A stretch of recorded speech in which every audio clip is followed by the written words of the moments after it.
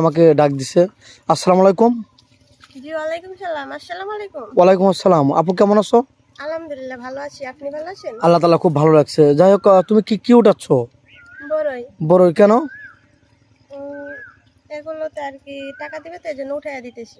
ও মানে কি কয় টাকা দেবো সারাদিনে? 400। 400 টাকা পাবে সারাদিনে? 400 টাকা নিয়ে কি করবে? ওটাই আমার কাছে অনেক। ও মানে এটা নিয়ে কি করবে, মানে বাজার ঘাট করবে নাকি? জি বাজারঘাট করব। ও কেন, তোমার ফ্যামিলিতে কে কে আছে? তোমার নামটা কি, তোমার গ্রামের নাম সব বলো। আমার নাম মায়া। আচ্ছা গ্রামের বাড়ি রংপুর। আচ্ছা। ফ্যামিলিতে আছে বাবা মা আছে আর 2 বোন আর আমি 3 বোন আছি। ও আচ্ছা, যাই হোক, তুমি সংসারে হাল ধরছো কেন? মানে যে বড়ই উঠায় 400 টাকা নেবে, 400 টাকা দিয়ে কি চাউল কিনবে নাকি অন্য কোনো কিছু, বা বাবার ওষুধ কিনবে, কোনটা? আব্বা অসুস্থ তো সেরকম কাজ করতে পারে না, আমি যদি এরকম কাজ পাই তাহলে মাঝে মধ্যে করি আর কি। ও এরকম কাজ পেলে এবার মাঝে মাঝে করো আব্বু হেল্প করার জন্য? জি। ও আচ্ছা, তাহলে তো খুব কষ্টের কথা। যাই হোক, তুমি কি ধরনের স্বামী চাচ্ছ এত কষ্ট থেকে? তোমাকে খুব ভালো লাগছে, তুমি বোরকা পরছো, তুমি কি নামাজ কালাম পড়ো না? জি আমি নামাজ কালাম পড়ি। ও নামাজ পড়ো, এই জন্য বোরকা পরেছো, ভালো কথা, খুব সুন্দর দেখা যাচ্ছে তোমাকে। যাই হোক, তুমি অ্যাকচুয়ালি কি চাচ্ছ? আমি চাচ্ছি যে একটা ভালো মনের মানুষ, যে যৌতুক ছাড়া আমাকে সারা জীবন পাশে রাখবে, কখনো ছেড়ে যাবে না।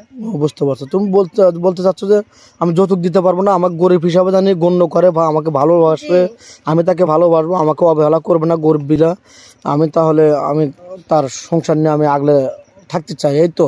জি ভালোবাসা তার পেতে চাই, আমি তাকে ভালোবাসা দিতে চাই।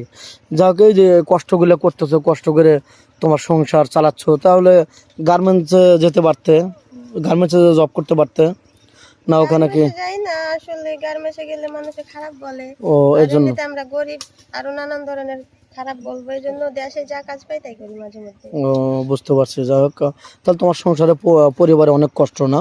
জি তো অনেক কষ্ট। যাই হোক, কোনো প্রবাসী বাজুল বিয়া শাদী করে থাকে আগে, তার অ্যাক্সিডেন্ট হয়ে গেছে, একটা অ্যাক্সিডেন্ট হয়ে গেছে, বিয়ে শাদী করেছে, তার একটা বাচ্চা আছে, ওরকম ম্যান হলে তোমার চলবে? সমস্যা নাই, তার বাচ্চা থাকুক বউ থাকুক, সে যদি চালাতে পারে আমার কোনো আপত্তি নাই। ও আচ্ছা, আমি থাকতে পারবো।